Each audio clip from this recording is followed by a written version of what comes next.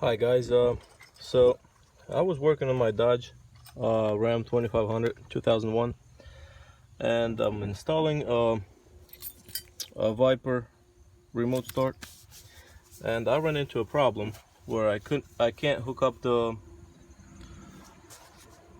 lock and unlock. Would not work.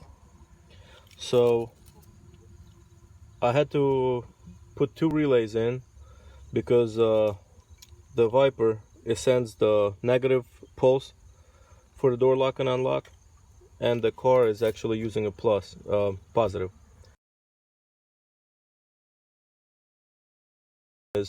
After I put the relays in, it still didn't work.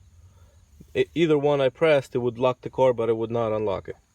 So what I found, I took the switch apart, the one inside the driver's door, and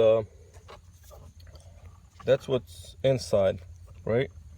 And what the problem is, when you press the button, you can see it. If you press the button, the contacts goes in, and then it comes back up. When it comes back up, this top rail is negative, is a ground. So as you can see, I put the electrical tape around it to isolate it from the ground. So it's working from here. As you can see, well, can't really see it, but if I press it, it's working, right?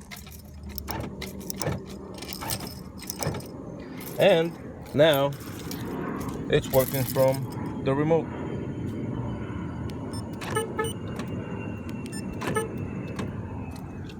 So I hope it was helpful for you, because I spent a little bit of time figuring it out.